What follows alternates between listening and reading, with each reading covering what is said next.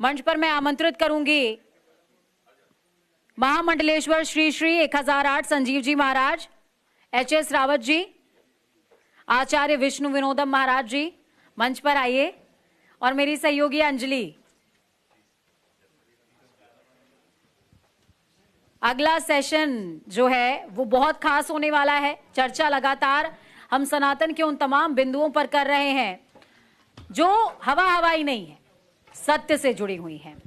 देखिए, पांव की पायल से लेकर माथे के सिंदूर तक जो विज्ञान से जुड़ा हुआ है, अग्नि के फेरे से लेकर 7 वचनों तक जो विज्ञान से जुड़ा हुआ है, वही सनातन है। गंगा की अविरल धारा से लेकर यमुना सरस्वती का गुप्त स्वरूप तक जो विज्ञान से जुड़ा हुआ है, वही सत्य सनातन है। जो सिद्ध हो सकता है वही सत्य सनातन है।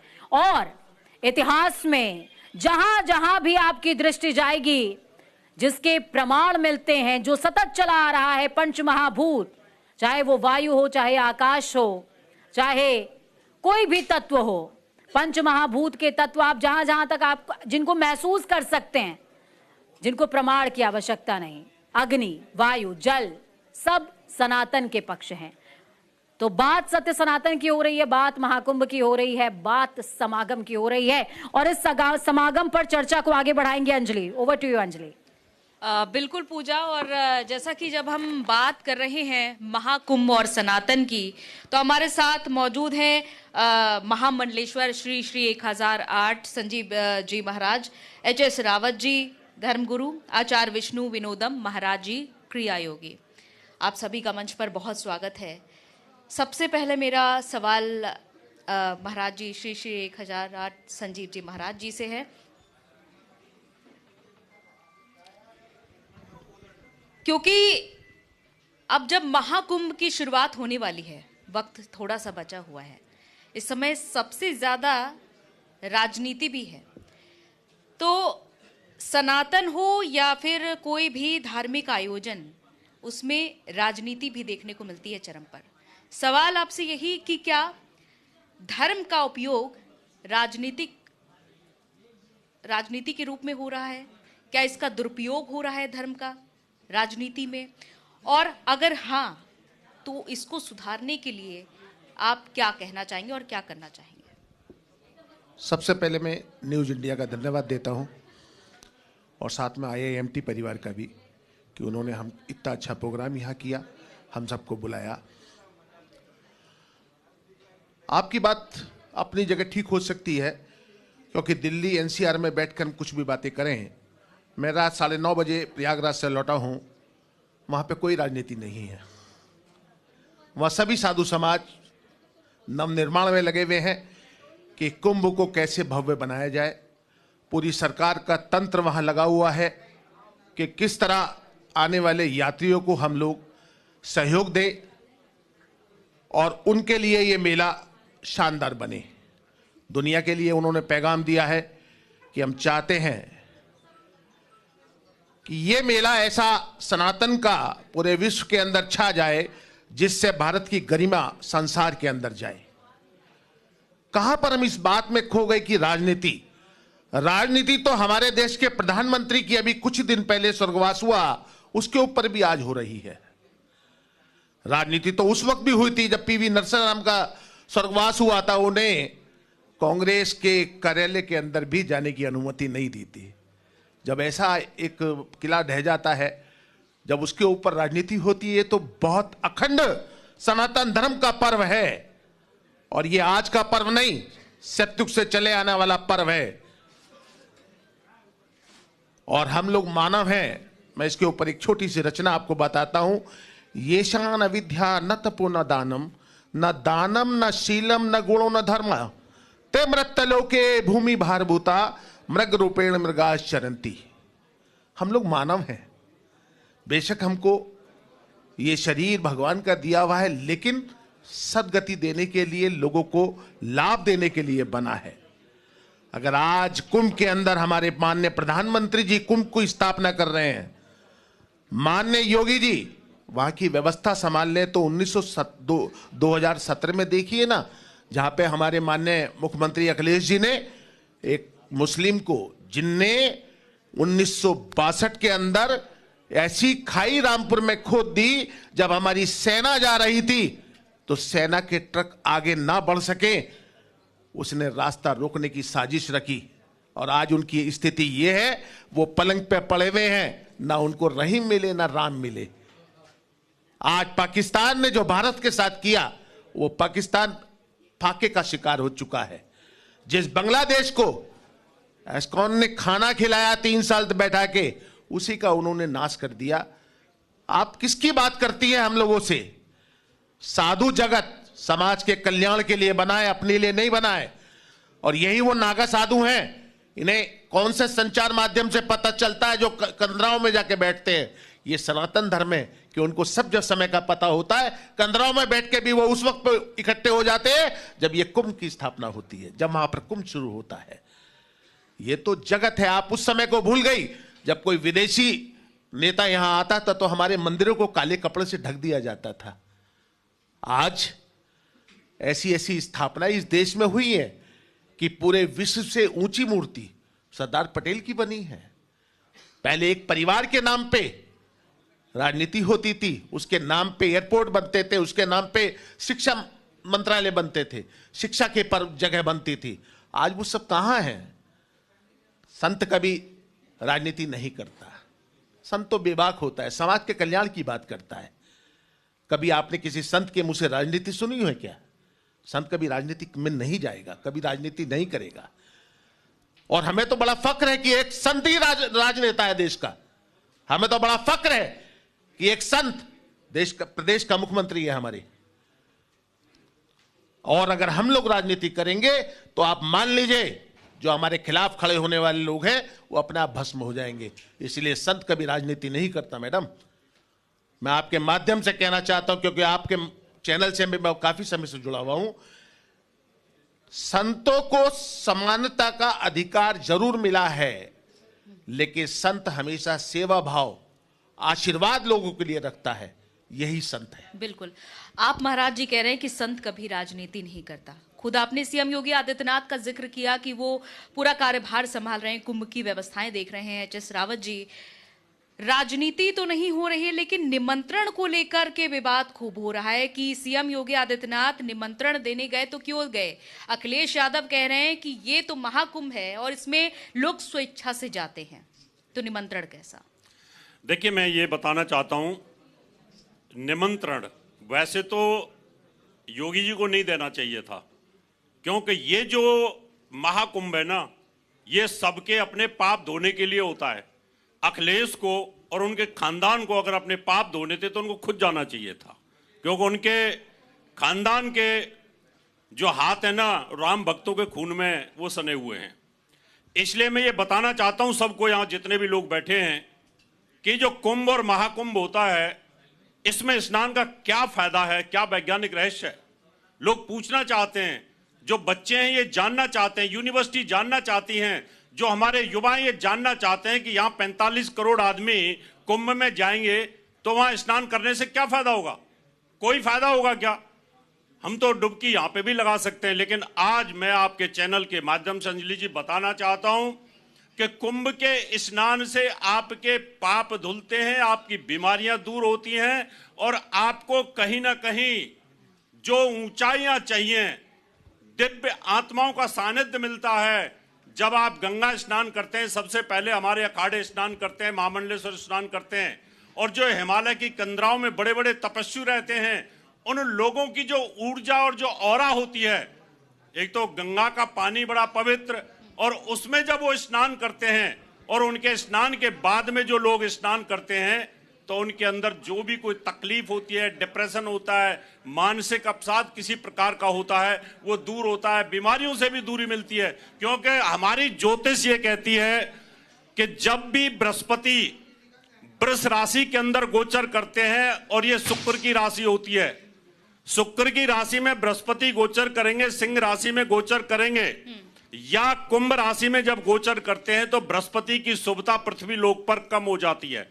और उस शुभता को बढ़ाने के लिए सिर्फ गंगा मैया और हमारे साधु संत ऐसे होते हैं यहाँ पर बड़े बड़े साधु संत बैठे हैं, बड़ी बड़ी दिव्य आत्माएं बैठी हैं, मेरे बगल में भी 2 बड़ी दिव्य आत्माएं बैठी हैं।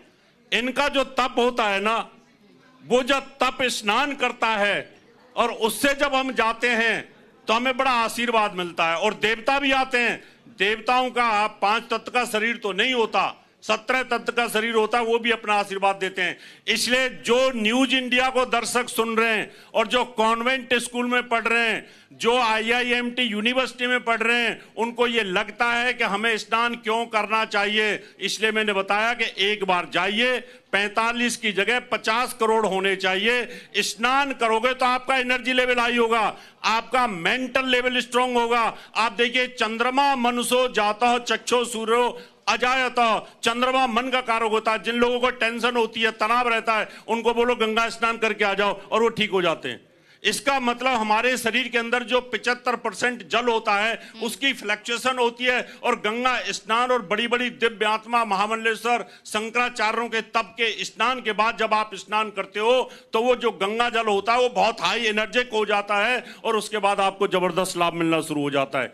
इसलिए मैं सबको यही कहना चाहूंगा कि जो लोग ये कहते हैं ना कि स्नान से कुछ नहीं होता, पाप नहीं धुलते, पाप क्या, जब आपका शरीर 50% ठीक हो जाता है तो आपके अंदर जो मनसा पाप होता है वो भी ठीक होता है, स्वास्थ्य भी ठीक होता है, डिप्रेशन भी ठीक होता है और धर्म के प्रति आपका लगाव होना शुरू हो जाता है। तो अखिलेश जी को मुझे लगता है योगी जी को देना तो नहीं चाहिए था, लेकिन उनको पहले भी दिया गया था। राम मंदिर के समय पर वो नहीं गए थे और अगर अब भी नहीं जाते हैं तो पाप का घड़ा धीरे धीरे बढ़ता चला जाएगा। और वैसे भी 2025 में गिरा अपोजिशन पे तो भारी है, वो कहीं ना कहीं उनके पाप के घड़े को तो फोड़ेंगे।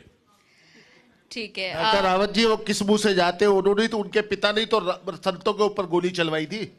चलिए अब योग साधना पे भी बात कर लेते हैं। महाराज जी विष्णु विनोदम महाराज जी क्रिया योगी जी हमारे साथ जुड़े हुए हैं। तप और साधना की जब बात आती है महाकुंभ में, ये साधना ये योग कितना अलग होता है। जैसा कि अभी महाराज जी ने नागा साधुओं की बात की थी कि आखिर कौन सी वाइब्रेशन होती है, कि कौन सी उन्हें बिंदु प्राप्त होते हैं, उन्हें कौन सा ऐसा इशारा मिलता है कि वो महाकुंभ में खुद ब खुद चले आते हैं। तो जब ये नागा साधु महाकुंभ में आते हैं और अन्य वैष्णव भी आते हैं तो ये साधना ये योग कितना अलग होता है आम दिनों से। देखिए, जैसे कि बताया गया कि कुंभ में जब मंथन होता है 14 रत्न निकलते हैं। इसी प्रकार 14 साल का वनवास होता है, उसके बाद कहीं ना कहीं अवतार होता है। तो ये जो सुर और असुरों का जो युद्ध या मंथन कहें, इससे जो अमृत निकलता है, सबसे पहले तो विष ही निकलता है, अंत में जाकर के अमृत निकलता है, बीच के बाकी के 14 रत्न होते हैं। योग साधना में देखा जाए तो योगी रोज अपने कुंभक को करके उस अमृत को निकालता है और उसका पान करता है, वो योग साधकों के लिए है। लेकिन आम मानवों के लिए और साधु संतों के लिए और कहीं ना कहीं पूरे जगत को जोड़ने के लिए योग ही काम करता है। जैसे कि अभी सनातन की बात की गई और शक्ति की भी बात की गई कि शक्ति का प्रवेश नहीं होना चाहिए, बहुत शक्ति को रोका गया। लेकिन आप देखेंगे शिव खुद शक्ति का ही ध्यान कर रहे हैं। बगैर शक्ति के मुझे ऐसा लगता है कि इस धरा पर कुछ नहीं है। शक्ति है तभी हम इस धरती पर टिके हुए हैं, ये धरती ही शक्ति है। तो जो शक्ति इस बार कुंभ में देखने को मिलेगी 2025 के, भूतो न भविष्यति, मुझे ऐसा लगता है कि इतिहास रच दिया जाएगा और ये बहुत जल्द आपको 2025 में देखने को मिलेगा। और इसमें सुर और असुर दोनों को आमंत्रण दिया जाता है, जहां तक मेरा ज्ञान बोलता है, किसी को रोका नहीं जाता।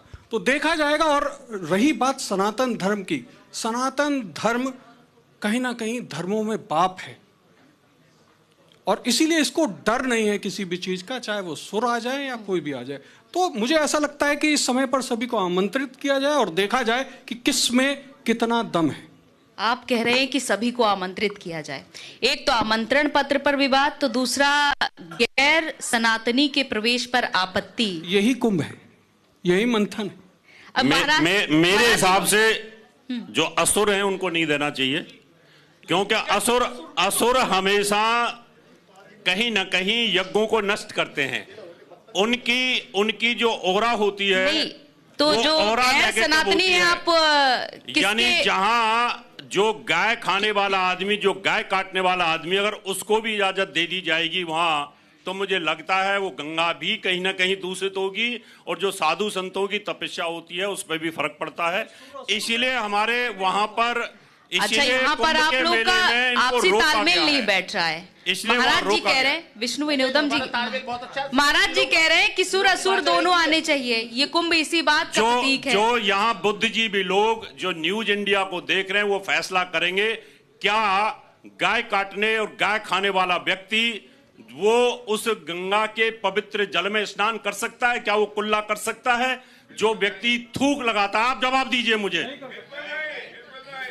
तो ये जनता फैसला करेगी कि इसलिए हम उन असुरों का विरोध कर रहे हैं वहां पर, कि जो लोग थूक लगाते हैं, जो वहां पेशाब जूस में मिला देते हैं, जो लोग वहां पर समोसे के अंदर बीफ मिला करके, जो हमारे देवता लोग हैं, दिव्य सनातनी, उनके धर्म को भ्रष्ट करने पर लगे हुए, धर्म जिहाद उन्होंने चला रखा है। इसलिए अंजलि जी, मैं विरोध करता हूं, और सनातन के जितने भी अखाड़े हैं, जितने भी साधु संत हैं, जितने भी महामंडलेश्वर हैं, सब वो विरोध कर रहे हैं कि यहाँ किसी भी प्रकार का बेधर्मी अधर्मी नहीं आना चाहिए। अच्छा, सांसद जियाउर रहमान बर्क तो कह चुके हैं, वो धमकी दे रहे हैं कि कोई रोकने वाला नहीं है उन्हें कुंभ में आने से। और अगर आप जिक्र कर रहे हैं मक्का मदीना का, तो उन्होंने ये भी इसका भी तर्क दिया है कि सऊदी अरब सरकार खुद हिंदुओं के प्रवेश पर रोक लगाती है, तो वहां पर हिंदुओं को नहीं जाना चाहिए। देखिए, बर्क साहब पहले हिंदू ही थे, उनकी 8 पीढ़ी पहले हिंदू थी, इसलिए ये लोग जो हैं अपनी राजनीति चमकाने के लिए इस प्रकार की बातें करते हैं। इनके ऐसे लोगों का विरोध होना चाहिए। और बर्क साहब को मैं बताना चाहता हूं, उनके बेटे और उनके खानदान को बताना चाहता हूं, पहले वाला हिंदुत्व और सनातन धर्म नहीं रह गया है। अब सनातन में चेंज आया है, अब सोशल मीडिया का जमाना, सबको अपना इतिहास पता है। इसलिए हम आज इतिहास से बहुत अच्छी तरीके से वाकिफ हैं, और हम ऐसे बर्क की धमकियों में आने वाले नहीं हैं। इसलिए हम वहां रोकेंगे उन लोगों को। आज तक जो होता आ रहा था, जब हम गुलाम थे उस समय ये तकलीफें थी, अंग्रेजों के गुलाम थे, उन्होंने हमारे धर्म को भ्रष्ट किया। और अब जब से मोदी जी और योगी जी आए हैं, तब से हमारा हिंदुत्व रिफाइन होता जा रहा है, और पूरे विश्व के अंदर आज सनातन धर्म पर पीएचडी होने लगी है कि सनातन धर्म किस प्रकार से आगे बढ़ रहा है। सनातन धर्म को आगे बढ़ाने की बात कह रहे हैं महाराज जी विष्णु विनोदम जी। जैसा कि आपने अभी थोड़ी देर पहले कहा था कि तप, साधना, तपस्या का जिक्र आपने किया था, लेकिन संत समाज आखिर सनातन धर्म को आगे बढ़ाने के लिए किस ओर कार्य कर रहा है? क्योंकि हमेशा देखा जाता है कि राजनीति से भी इसे प्रेरित माना जाता है कि जब से बीजेपी की सरकार खुद अभी जैसा कि महाराज जी ने कहा कि जब से योगी मोदी की सरकार आई है, तब से इस दिशा में और भी सतत प्रयास किया जा रहा है। तो क्या ये राजनीति से भी प्रेरित है कि आज सनातन की बात हर जुबान पर हो रही है? देखिए, मेरा ये मानना है, सनातन धर्म जो है पूरी धरा है, इसको किसी दीवारों में या बंदिशों में नहीं बांधा जा सकता। ये विराट है। भारत खाली किसी सीमा में नहीं है, संपूर्ण धरती को हम भारत मानते हैं। और जब हम भारत की बात करते हैं तो भारत में सही गलत, यानी जब हम योग की बात करते हैं, ईड़ा और पिंगला और सुषुम्ना 3 नाड़ियां होती हैं। ईड़ा पिंगला समाज है, सही और गलत को समाज कहा गया, और सुषुम्ना यानी वो अमृत जहां पर वो परमात्मा का वास रहता है। तो कहने का मतलब ये है कि ये जो योग है जोड़ने के लिए है, ना कि तोड़ने के लिए। हम लोग परमात्मा को इस धरती पर याद करते हैं जोड़ने के लिए, ना कि तोड़ने के लिए। तो मेरा ये मानना है कि इस पूरी धरा और धरती को अगर हम कह सकें कि हमारा ये शरीर भी एक धरती के रूप में ही माना जाता है, तो पैर अलग नहीं है, हमारे हाथ अलग नहीं है, आंख ही पूरा मिला के एक शरीर है, ये शिव है। और इस शिव को शक्ति की भी जरूरत है, बगैर शक्ति के शिव नहीं चल सकते। तो कहने का मतलब ये है, हर चीज की जरूरत पड़ती है, लेकिन हाँ, सनातन ये जानता है कि किसको कहां पर रखना चाहिए, इसलिए वर्ण व्यवस्था सनातन ने दी। और इस वर्ण व्यवस्था को समझते हुए, वर्ण व्यवस्था खाली शूद्र, वैश्य या ब्राह्मण नहीं है, ठीक है, ये व्यवस्था है। धर्म के आधार पे किसी को बांध देना या जाति के आधार पे किसी को बांध देना, ये सनातन नहीं है। सनातन विराटता को, जाति के आधार पर बांधना सनातन नहीं है। संजीव महाराज जी, आप बखूबी जानते होंगे कि सनातन में जाति का जिक्र नहीं है। जाति, सनातन और जाति बिल्कुल अलग है। आज जाति की बात हो रही है। की रचना हुई तब जातियां थी नहीं, सभी लोग आर्यंस थे, और आज भी मैं तो मानता हूं आर्यंस है। और सनातन धर्म की जब बात हुई या बात करते हैं तो काफी समय तक मुगल शासन यहां पर रहा, वो हम लोगों को नहीं बदल पाए। अब तो हमारा खुद का शासन है, कैसे बदलेंगे? और अब शक्तिशाली समाज हो गया है। आने वाला वक्त सनातन धर्म का होगा। और इस समय तो गुरु की स्थिति चल रही है, 2029 तक चलनी है, तो भारत तो ऊपर उठेगा। ना कोई संघर्ष होना है, ना कोई विपदा आनी है। भारत की बात करता हूं, संसार के अंदर बहुत सारी सत्ताएं बदलेंगी। ये जो आने वाला 2025 है, पिछले 3 महीने में आपने सत्ता बदलते देखी है दुनिया में। आने वाले 2025 के अंदर कई राष्ट्रों के अंदर सत्ता बदलने जा रही है, ऐसा समीकरण बन रहा है। और आने वाला जो वर्ष है वो मंगल का वर्ष है, और भारत के लिए यही वर्ष जो चल रहे हैं ये गुरु के वर्ष है। हम लोग ज्योतिष के विद्यार्थी हैं तो हम इस चीज को जानते हैं कि भारत किस परिकल्पना में आगे बढ़ रहा है। अगर मोदी जी साजिशों के बाद प्रधानमंत्री बनते हैं, कहीं ना कहीं गुरु का चल रहा है ना। और महर्षि श्रृंगी ने बताया है कि उन्होंने शिव की तपस्या की, जब सती ने उनसे बोला कि मेरी भी ध्यान रखो, वो बोले कुछ नहीं, क्यों, भगवती सामने थी, उन्होंने आधा चक्र लिया शिव का, तो भगवती उनसे बोली कि ठीक है श्रृंगी ऋषि, मैं तुमसे अपनी शक्ति ले लेती हूं। और उसके बाद श्रृंगी ऋषि राख के ढेर में बदल गए। भगवान शिव ने मुस्कुरा के देखा कि भगवती ऐसा क्यों हुआ? बोलते नर के शरीर में 80% महिला रहती है, यह है ईश्वरीय शक्ति। और जब तक नर को शक्ति का समागमन नहीं होगा तब तक यह संसार बन ही नहीं सकता, चल नहीं सकता। और यही सनातन है। बहुत सुंदर है सनातन। हमारे यहां सदा से राजाओं के साथ बैठ के रानियों ने राज किया है। राम जी के साथ बैठ के सीता जी ने राज किया है। श्री कृष्ण के साथ बैठ के रुक्मिणी जी ने शासन किया है। श्री कृष्ण अगर युद्ध में होते थे तो रुक्मिणी जी शासन करती थी। तो आज हम किस लिए संघर्ष कर रहे हैं, क्यों संघर्ष कर रहे हैं?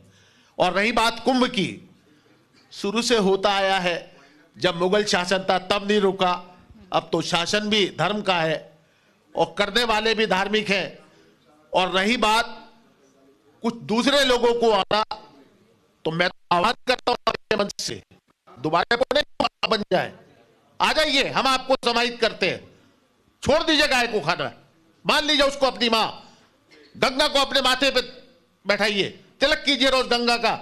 हम तो आज फिर आह्वान करते हैं कि जो हमारे धर्म से दूर चले गए हैं, किसी भी कारण से वापस सनातनी हो जाइए। हम इस मन से, आपके मन से इस बात को कहते हैं।